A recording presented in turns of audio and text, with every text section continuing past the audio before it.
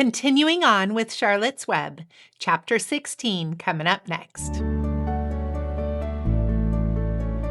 Chapter 16, Off to the Fair. The night before the county fair, everybody went to bed early. Fern and Avery were in bed by 8. Avery lay dreaming that the Ferris wheel had stopped and he was in the top car. Fern lay dreaming that she was getting sick in the swings. Lurvy was in bed by 8:30. He lay dreaming that he was throwing baseballs at a cloth cat and winning the genuine Navajo blanket. Mr. and Mrs. Zuckerman were in bed by 9. Mrs. Zuckerman lay dreaming about the deep freeze unit. Mr. Zuckerman lay dreaming about Wilbur.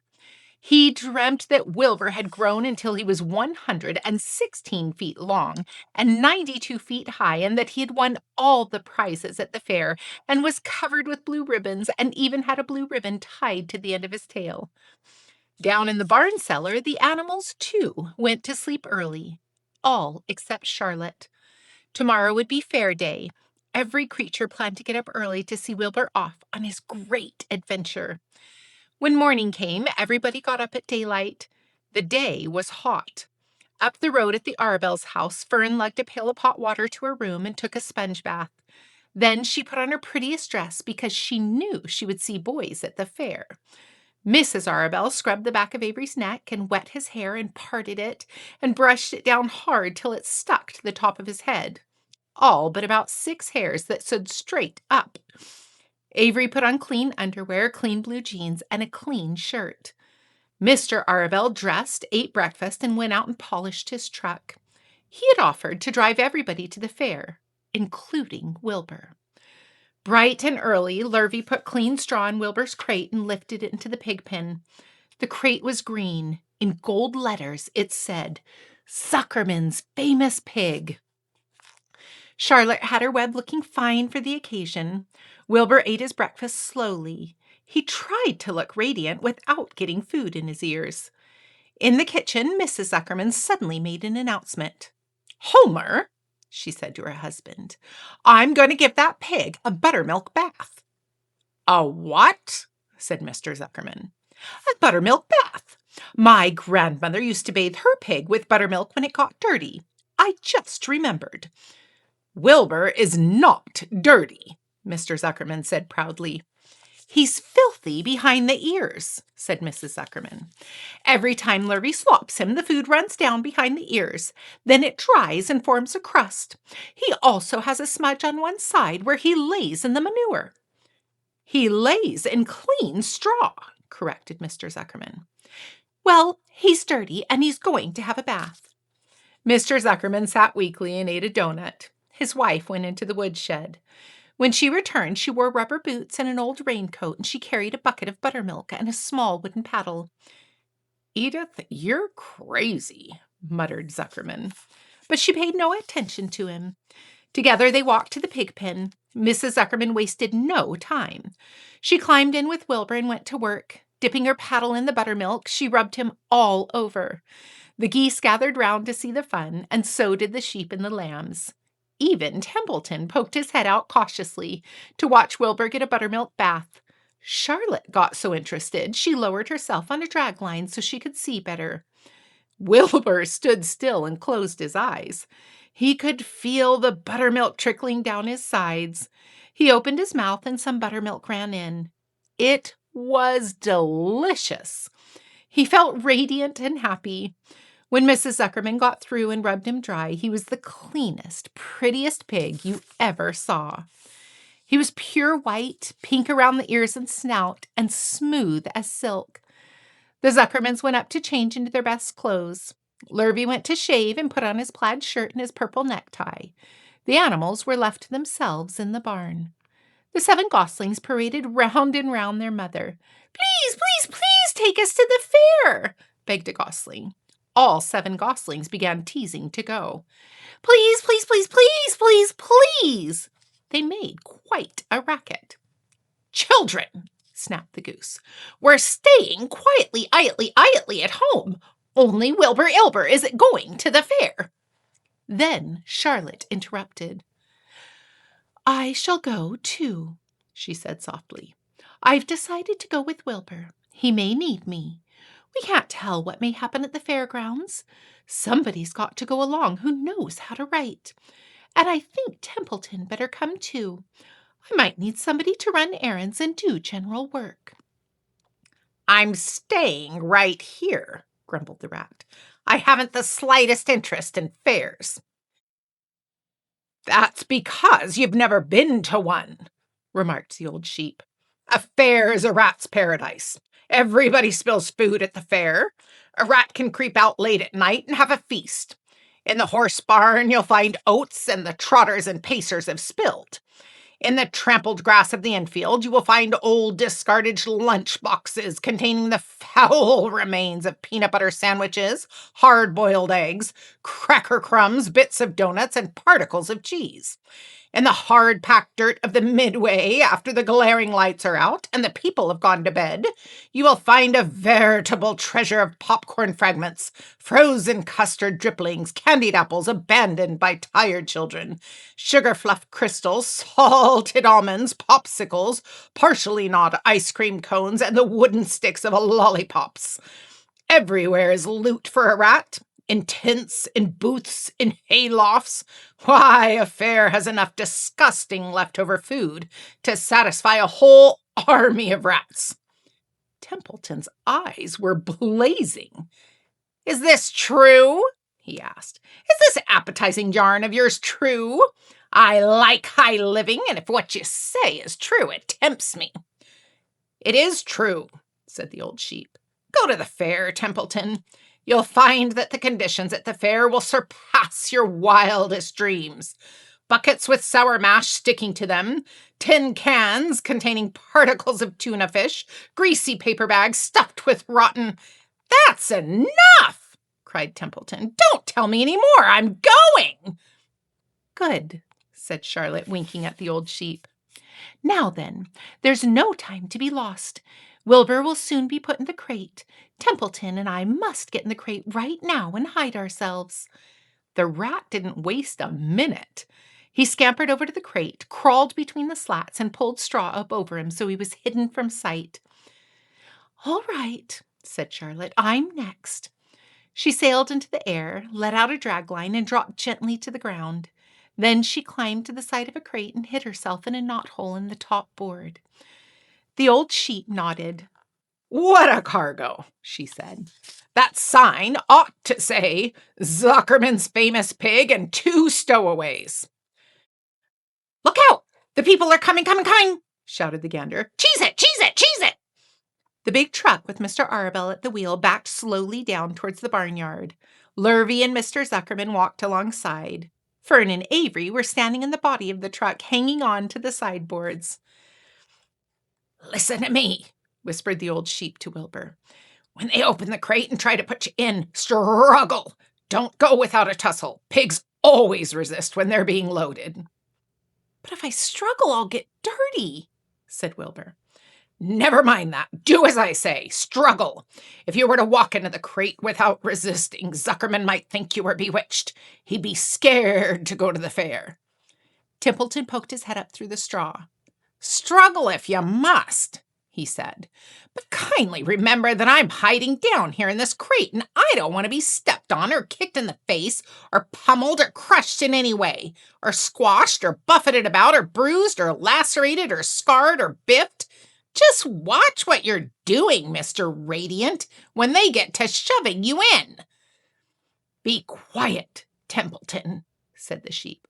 "Pull in your head. They're coming. Look radiant, Wilbur. Lay low, Charlotte. Talk it up, geese." The truck backed slowly into the pig pen and stopped. Mr. Arabelle cut the motor, got out, walked around to the rear, and lowered the tailgate. The geese cheered. Mrs. Arabelle got out of the truck. Fern and Avery jumped to the ground. Mrs. Zuckerman came walking down from the house. Everybody lined up at the fence and stood for a moment, admiring Wilbur and the beautiful green crate. Nobody realized that the crate already contained a rat and a spider. "That's some pig," said Mrs. Arabelle. "He's terrific," said Lurvy. "He's very radiant," said Fern, remembering the day that he was born. "Well," said Mrs. Zuckerman. He's clean anyway. The buttermilk certainly helped. Mr. Arabell studied Wilbur carefully. Yes, he's a wonderful pig, he said. It's hard to believe that he was the runt of the litter. You'll get some extra good ham and bacon, Homer, when it comes time to kill that pig. Wilbur heard these words, and his heart almost stopped. I think I'm going to faint, he whispered to the old sheep who was watching. Kneel down, whispered the old sheep. Let the blood rush to your head. Wilbur sank to his knees, all radiance gone. His eyes closed. Look, screamed Fern. He's fading away. Hey, watch me, yelled Avery, crawling on all fours into the crate. I'm a pig! I'm a pig! Avery's foot touched Templeton under the straw. What a mess, thought the rat. What fantastic creatures boys are. Why did I let myself in for this? The geese saw Avery in the crate and cheered. Avery, you get out of that crate this instant, commanded his mother. What do you think you are? I'm a pig, cried Avery, tossing handfuls of straw into the air. Oink, oink, oink, oink! The truck is rolling away, Papa, cried Fern. The truck, with no one at the wheel, had started to roll downhill. Mr. Arabell dashed to the driver's seat and pulled the emergency brake. The truck stopped. The geese cheered. Charlotte crouched and made herself as small as possible in the knothole so that Avery wouldn't see her. Come out at once, cried Mrs. Arabell. Avery crawled out of the crate on his hands and knees, making faces at Wilbur. Wilbur fainted away. The pig has passed out, said Mrs. Zuckerman. Throw water on him. Throw buttermilk, suggested Avery. The geese cheered.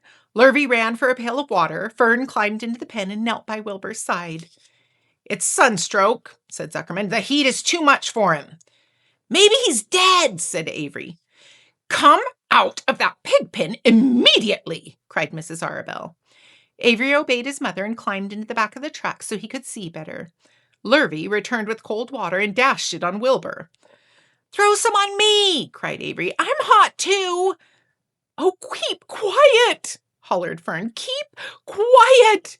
Her eyes were brimming with tears. Wilbur, feeling the cold water, came too. He rose slowly to his feet while the geese cheered. He's up, said Mr. Arabell. Guess there's nothing wrong with him. I'm hungry, said Avery. I want a candied apple. Wilbur's all right now, said Fern. We can start. I want to take a ride in the Ferris wheel. Mr. Zuckerman and Mr. Arabell and Lurvy grabbed the pig and pushed him head first towards the crate. Wilbur began to struggle. The harder the men pushed, the harder he held back. Avery jumped down and joined the men. Wilbur kicked and thrashed and grunted. Nothing wrong with this pig, said Mr. Zuckerman cheerfully, pressing a knee against him. All together now, boys, shove! With a final heave, they jammed him into the crate. The geese cheered. Lurvy nailed some boards across the end so Wilbur couldn't back out. Then, using all their strength, the men picked up the crate and heaved it aboard the truck. They did not know that under the straw was a rat, and inside the knothole was a big gray spider. They only saw a pig. Everybody in, called Mr. Arabell. He started the motor. The ladies climbed in beside him. Mr. Zuckerman and Lurvy and Fern and Avery rode in the back, hanging onto the sideboards. The truck began to move ahead. The geese cheered. The children answered their cheer, and away went everybody to the fair. Chapter 17. Uncle. When they pulled into the fairgrounds, they could hear music and see the Ferris wheel turning in the sky. They could smell the dust of the racetrack where the sprinkling cart had moistened it, and they could smell hamburgers frying and see the balloons aloft. They could hear sheep blatting in their pens. An enormous voice over the loudspeaker said, "Attention, please! Will the owner of a Pontiac car, license number H2439, please move your car away from the fireworks stand?" "Can I have some money?" asked Fern. "Can I too?" said Avery. "I'm going to win a doll by spinning the wheel, and it will stop at the right number," said Fern. "I'm going to steer a jet plane and make it bump into another one." "Can I have a balloon?" said Fern. "Can I have a frozen custard and a cheeseburger and some raspberry soda pop?" asked Avery. You children be quiet till we get the pig unloaded, said Mrs. Arabelle. Let the children go off by themselves, suggested Mr. Arabelle. The fair only comes once a year. Mr. Arabelle gave Fern 2 quarters and 2 dimes. He gave Avery 5 dimes and 4 nickels. Now run along, he said, and remember, the money has to last all day. Don't spend it the first few minutes and be back here at the truck at noontime so we can all have lunch together. And don't eat a lot of stuff that's going to make you sick to your stomachs. And if you go in those swings, said Mrs. Arabelle, you hang on tight. Hang on very tight. You hear me? And don't get lost, said Mrs. Zuckerman. And don't get dirty. And don't get overheated, said their mother. Watch out for pickpockets, cautioned their father. And don't cross the racetrack when the horses are coming, said Mrs. Zuckerman. The children grabbed each other by the hand and danced off in the direction of the merry-go-round, toward the wonderful music and the wonderful adventure and the wonderful excitement, and into the wonderful midway where there would be no parents to guard them and guide them, where they could be happy and free and do as they pleased. Mrs. Arabelle stood quietly and watched them go. Then she sighed. Then she blew her nose. Do you really think it's all right? She asked. Well, they've got to grow up sometime, said Mr. Arabelle. And a fair is a good place to start, I guess. While Wilbur was being unloaded and taken out of his crate into his new pig pen, crowds gathered to watch. They stared at the sign, Zuckerman's Famous Pig. Wilbur stared back and tried to look extra good. He was pleased with his new home.